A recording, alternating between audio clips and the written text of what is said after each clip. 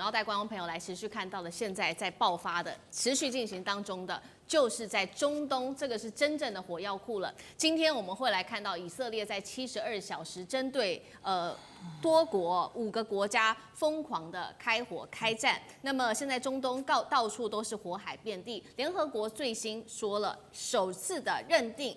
以色列的行为叫做种族灭绝，等一下我们会做讨论。今天的3个火线话题，我们会带观众朋友来看，包括我刚刚提到的72小时以色列无限开战，包括了现在在中东地区多国死伤非常的惨重。再来看到联合国首都认定的种族灭绝之外，欧盟也针对以色列开始祭出制裁了。以色列是否陷入全球孤立？其实这句话，包括了纳坦雅胡自己也都承认了，接下来以色列就是会被孤立。再接下来我们来看到 BBC 最新的这个报道。他说，世界接下来会分裂成2大阵营，这2大阵营就是美国加以色列，你是一个阵营，剩下的其他国家都算是一个阵营。我们赶快来看到最新消息。我们刚刚说72小时无限开战嘛，到底以色列攻击了哪些地方？在卡达之后，接下来就是他攻击了也门。那也门的死伤也是非常惨重，一共炸死了46个人，上百人受伤。另外还有叙利亚、黎巴嫩、巴勒斯坦72小时连轰了非常多地方。最严重的地方16号更进一步轰炸加萨走廊，当地的民宅直接被夷为平地，有许多的人直接被埋在这个瓦砾堆的底下那这个画面也是震惊了全球，大家都在尖叫声不断。我们做了一个最新统计，从以巴冲突到现在已经有6万9千多人死亡了，其中200万人到现在至今流离失所。另外一头，在威尼斯影展上面有一个导演秀出了他的纪录片，播完之后20分钟内所有全场的人都在拍手，因为他拍出了有一位真实故事，5岁的女童遭到以军攻击这是355发的子弹狂扫，震惊了国际。重磅消息，我们要来看到联合国最新的这个报告出炉，它首度认定以色列在加萨构成了种族灭绝。欧盟说了会对以色列祭出制裁，同时设立巴勒斯坦的援助小组。就在这个时候，纳坦雅胡也站出来说了，他说坦诚以色列确实我们现在的状况就是陷入孤立，但是接下来我会仍然强硬的推进殖民地的扩张计划，而巴勒斯坦你要建国，这是我不可能会让它发生，也不可能会存在的事情。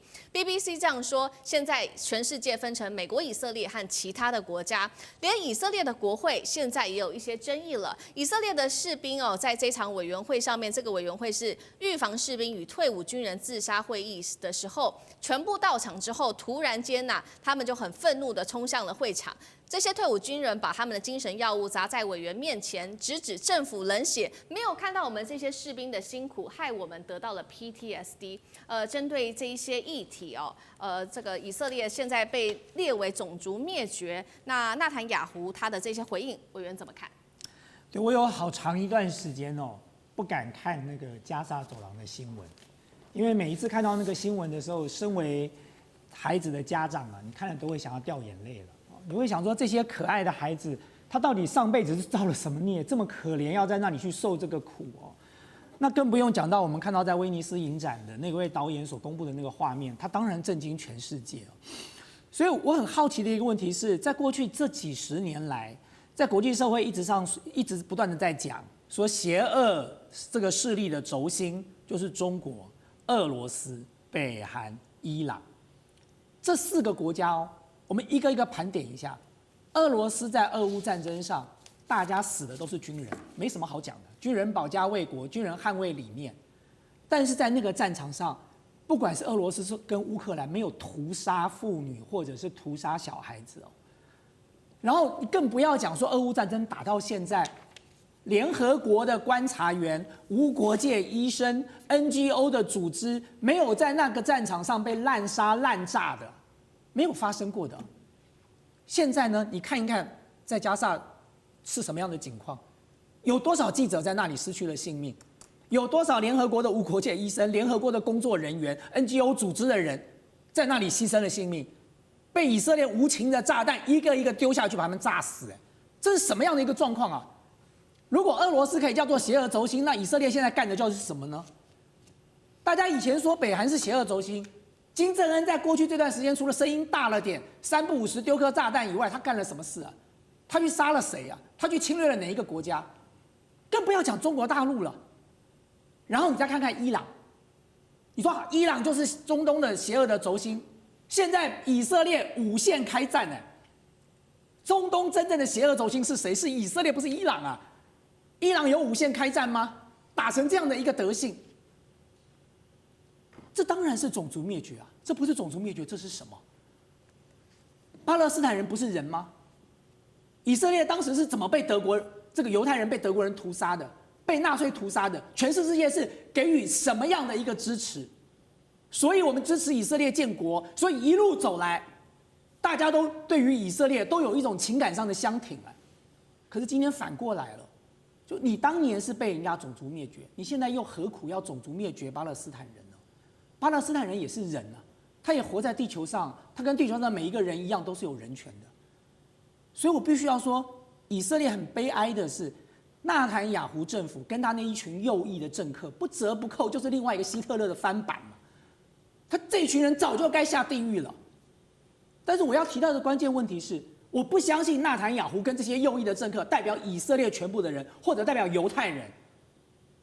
所以我们对他们的所作所为可以不满，但是我们没有必要把所有的怒火都加注在犹太人身上。因为在过去这段时间，我们看到太多犹太人很勇敢的站出来，表达了他们跟以色列政府完全不一样的立场。对，今天以色列背后站的有美国，他绑架了美国。你说美国是以色列的老大哥吗？我觉得美国是以色列的小弟。他们两个人绑在一起，美国任以色列予取予求。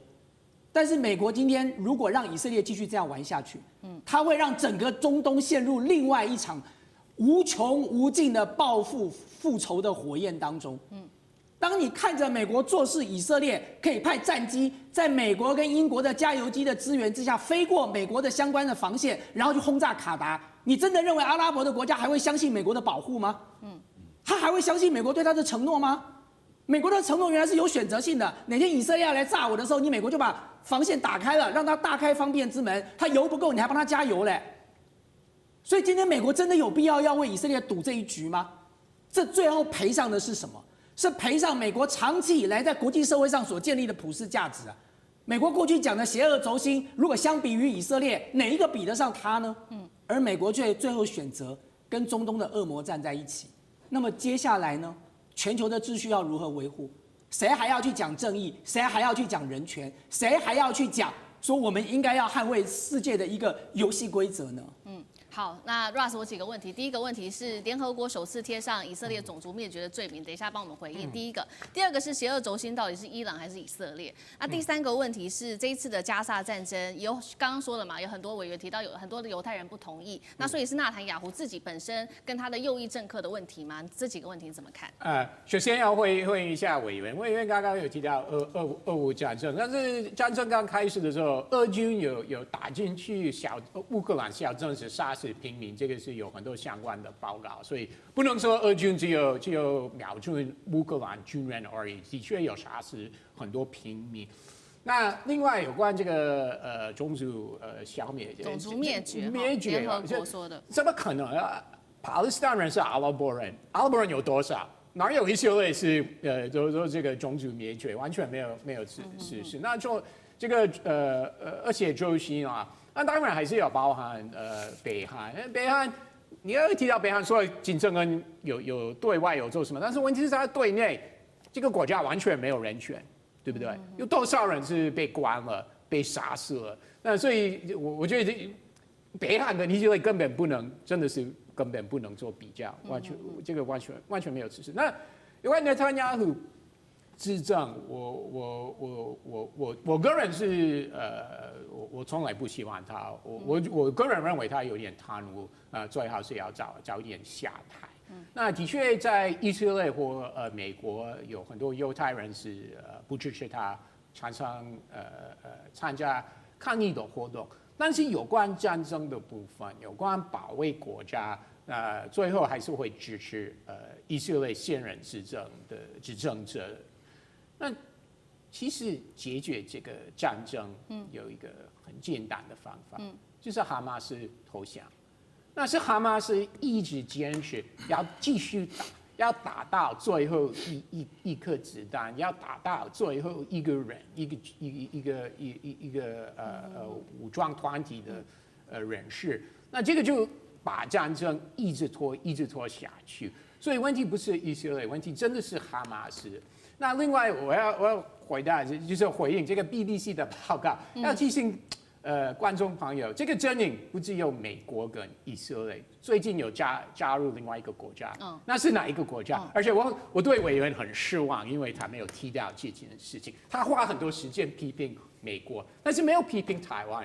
最近台湾也是很支持以色列，甚至刚好目前这几天又有一个以色列国会议员访问台湾，而且台湾总统来听的外交部都非常高兴，可以在这个时候可以跟以色列关系可以加温。所以你要批评美国好是可以，但是我觉得你要花一点时间看看你自己国家的政府为什么支持以色列。谢谢 Russ 给我这个时间。如果今天 Russ 提到了俄罗斯当时的小镇屠杀，各位还记得吗？那个小镇屠杀让普丁变成了战争罪的罪犯，全世界的公敌。那个小镇死了多少人？屠杀了多少人？以色列现在在巴勒斯坦在加沙走廊杀了多少人？光是妇女跟儿童就5、6万人呢。这群人是该死的吗？他们都是哈马斯，他们手上有拿着枪吗？那个5岁被爆头的小女孩也是哈马斯，这样说得通吗？如果你今天告诉我说巴勒斯坦人是这个阿拉伯人，所以没有种族灭绝，因为阿拉伯人很多。那我告诉你，全世界的人都是地球人，在地球上发生任何战争都没有灭绝了啦，反正都是人嘛。台湾人也是人呐，菲律宾也是人呐，把台湾人就算杀光了，也没有种族灭绝，因为人还在啊，地球人还在，这样讲得通吗？北韩再怎么对内部的问题，你美国怎么对北韩的？川普是怎么称赞他的？美国政府是怎么拉拢北韩的？北韩你现在叫他邪恶轴心，只是因为他内部，你说哦，他内部对民众是这样。看看美国是怎么对越南的。越南当时被美国批评是共产党，拜登为了要拉拢越南去牵制中国大陆，宁愿跑去那里去握着越南的手。看看当时拜登是怎么对阿拉伯的国家的。当时这些阿拉伯国家去谋杀记者的时候，拜登是怎么骂的？结果拜登为了美国的利益又做了什么呢？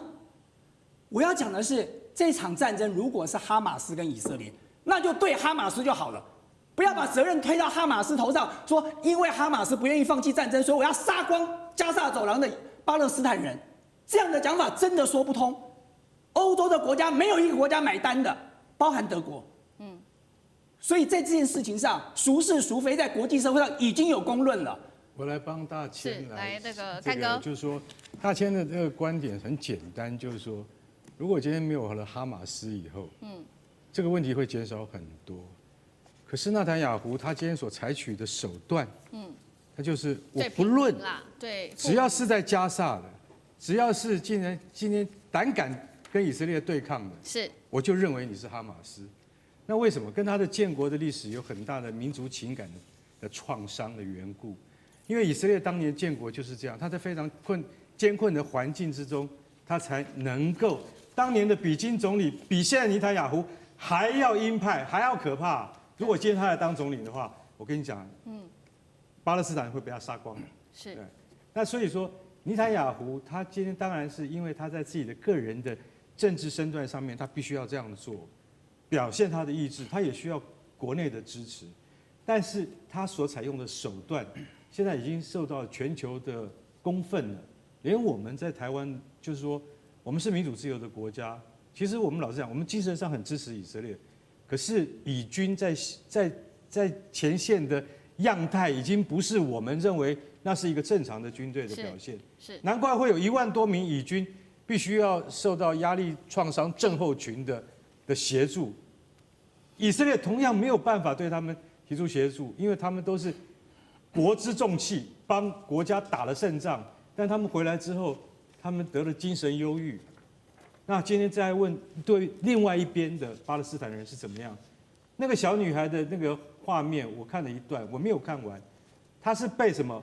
她是被以色列国防军的虎分式，全世界最优秀的坦克虎分战车，战车不是有一门主炮吗？都是120毫米吗？她是那个小女孩，跟家人坐在车子里面，被旁边的同轴机枪12.7毫米，那是威力很强大的武器，连续发射。因为开枪的人是主炮手，他不知道那车里面，他认为是哈马斯，结果那是一个寻常百姓的人家。小女孩的车被击中了355发机枪子弹。我可以跟你讲，那个是灰飞烟灭了。对。所以这个小女孩的纪录片受到了很大的那个，就说就观看者的那个精神上的那种同情啊。那她今天可能会在多伦多影展，还有这个伦敦影展再次播放。当她第一次播放的时候，观众起立鼓掌23分钟。我觉得观众可能鼓掌的原因，并不是因为说这个纪录片拍得真好，而是说大家都应该要反思为什么。为什么今天这种悲剧发生之后，国际之间竟然没有人能够谴责，或者是国际之间竟然没有人能够遏制这样的悲剧再发生？因为我们现在在讲话的同时，加沙一样在发生这些悲剧啊，谁能够出手，谁能够帮忙呢？这才是我们今天在这边讨论最重要的问题的重心，是一定要想一个方法，让这个悲剧不要再发生了，而不是让尼坦雅胡每出兵都师出有名。昨天我就讲过了，以色列部队的精锐以及他们的智慧，全球首屈一指。他们每一次只要一发动攻击，他的战果都真的不同凡响。但是他现在对于巴勒斯坦人的正当性已经越来越低了。好，谢谢干哥。那我们休息一下，马上回来。地缘政治、美中之争、战略价值、强权崛起、小国生存，现在与未来洞悉事件走向，掌握世界脉动，全球观点尽在环球大